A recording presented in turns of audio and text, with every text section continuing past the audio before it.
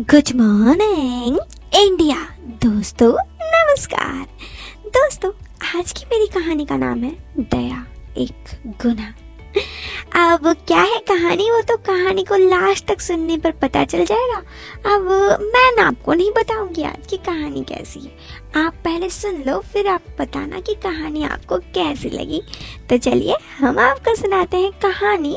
लेकिन दोस्तों एक बात तो सुन लो, अगर आप चाहते हो कि इस कहानी का ऑडियो क्वालिटी आपको अच्छा लगे तो ईयरफोन या फिर हेडफोन का उपयोग जरूर करें। इससे ऑडियो की क्वालिटी अच्छी आएगी और आपको ऑडियो पसंद भी आएगी।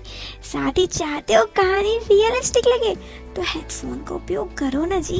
अब चलो मैं आपको सुनाती हूँ आज की मेरी कहानी को। दोस्तों मेरा नाम अमीशा है और ये कहानी मेरी जिंदगी की एक सच्ची घटना है जो मैं आप सबसे शेयर करने जा रही हूँ।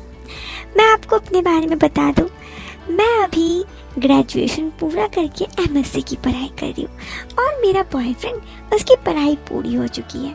हम दोनों लिविंग में रहते हैं जी, तो इससे किसी को दिक्कत नहीं है क्योंकि हम मेरे पास लिविंग में रहने का सर्टिफिकेट है और जो हमारे ओनर है उन्हें भी पता है। अब सब कुछ अगर कानूनी ढंग से हो तो किसी को भी किसी चीज़ के लिए बुरा नहीं लगता।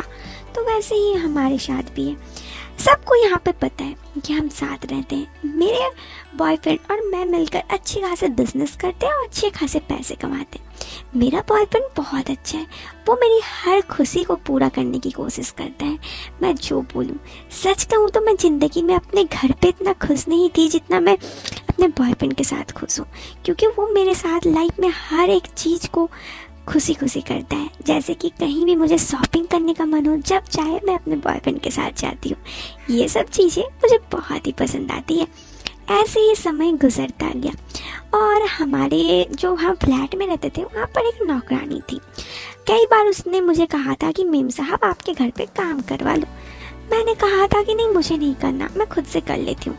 असल में टाइम तो मेरे पास भी नहीं होता था खुद से काम करने का, लेकिन मुझे लगता था कि कोई नौकरानी रखूँगी तो वो मेरे घर की सब कुछ देखेगी, फिर सबको बताएगी। यही सब सोचकर मुझे बिल्कुल अच्छा नहीं लगता। खैर एक बार की बात है, ये सब बात मुझे मेरे बॉयफ्रेंड ने बाद में बताया, जो मैं आप सबको बता रही हूँ। एक दिन वो नौकरानी मेरी बॉयफ्रेंड के साथ अचानक से बात की। उसने कहा अरे साहब कैसे हैं। अब मेरा बॉयफ्रेंड बातचीत में बहुत अच्छा था तो उन्होंने कहा हाँ अच्छा हूँ।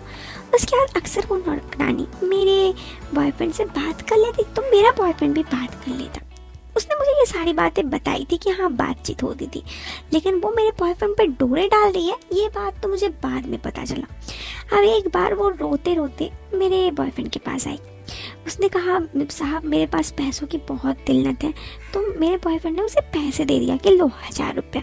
उसने कहा नहीं साहब मैं आपसे पैसे नहीं मांग रही। तो मेरे बॉयफ्रेंड ने कहा हाँ बताओ क्या चाहिए तुम्हें। तो उसने कहा मुझे काम पे रख लो ना साहब।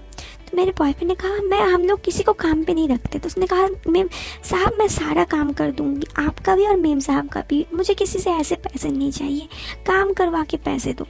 तो मेरे बॉयफ्रेंड ने कहा ठीक है कल से आ जाना। उसने जब मुझे ये सारी बातें बताई, मतलब मेरे बॉयफ्रेंड ने, तो मैंने कहा ठीक है उसे पैसों की दिक्कत है तो कोई नहीं। उसके बाद से वो मेरे घर पे काम करने आ गई। पहले तो वो मुझसे बहुत अच्छे से बातचीत करती थी और मेरे बॉयफ्रेंड से भी सारा काम कर देती थी, मतलब यहाँ तक कि चाय भी बना के लाती थी। हम लोग उसके व्यवहार से बहुत सही थे। खैर कुछ दिन बाद मैं घर गई, मुझे घर पे कुछ काम था, बहुत दिन से घर भी नहीं गई थी। तो मैं जब घर गई तो मेरे बॉयफ्रेंड के साथ उसने वो सब कुछ कर लिया। उसे पता नहीं बेहोशी की दवाई या फिर खाना में कुछ मिला के खिला दिया। उसके बाद सब कुछ कर लिया। और उसके बाद जब मेरे बॉयफ्रेंड ने कहा कि मैंने ये सब नहीं किया तो उसने कहा तुम झूठ क्यों बोल रहे हो साहब, आपने मेरे साथ खुद ऐसा किया। और मेरा बॉयफ्रेंड बहुत ही डर गया था क्योंकि उसे पता था कि अगर ये सब बात मुझे पता चल जाएगी तो मैं उसे छोड़ दूँगी। और फिर उसके बाद वही हुआ, वो डर डर के मेरे बॉयफ्रेंड से सारे पैसे लेने लगी। जब मैं वहाँ गई तो मेरा बॉयफ्रेंड मुझसे डरता था, उससे डरता था। उसके सारे व्यवहार से मैं समझ तो रही थी मेरे बॉयफ्रेंड की, फिर बहुत परेशान था। करीब 2 महीने तक मैं देखती थी कि हमारी काम वाली इतनी खुशी थी। एक दिन तो मैंने देखा वो मेरा कपड़ा पहन के आ रही है। मैंने कहा ये तो मेरा कपड़ा है। तो उसने कहा हाँ साहब ने दिया। बाद में एक दिन मैंने अपने बॉयफ्रेंड को सारी बातें पूछी तो उसने रोते रोते सब बता दिया। वो रो रहा था मेरे सामने, मुझे बहुत बुरा लग रहा था। फिर उसने मुझे बताया कि हाँ जो वो काम वाली है उसके साथ ये सब कुछ हुआ और अब वो काम वाली उसको ब्लैकमेल करी कि मुझे सब कुछ बता देगी। आखिर मेरे बॉयफ्रेंड से मैं बहुत क्लोज थी। मैंने उसे कहा कि मैं तुम्हारे साथ हूँ, उसे बताना है ना बता दो। फिर मैंने उस काम वाले को घर से निकाल दिया और अपने बॉयफ्रेंड को सही किया क्योंकि वो धीरे धीरे डिप्रेशन में जा रहा था। खैर इस बात के बाद मुझे ये समझ में आ गई कि लोगों पे आज दया भी नहीं करना चाहिए। कभी आप किसी पे दया करके उसका काम कर देते हो और फिर वो अपना असली रूप दिखाते हैं। खैर दोस्तों, अमीषा की कहानी से तो ऐसा ही लग रहा है कि लोगों पे आजकल दया करना भी गलत हो जाता है। जी कभी कभी ये घटनाएं होती है और एक रियल लाइफ स्टोरी है। तो सेफ रहिएगा, सावधान रहिएगा। दोस्तों वीडियो पसंद आए तो वीडियो को लाइक करने के साथ चैनल को सब्सक्राइब जरूर करना। हम मिलते हैं आपसे फिर एक नए वीडियो में एक इंटरेस्टिंग टॉपिक के साथ। तब तक के लिए बाय बाय, टेक केयर।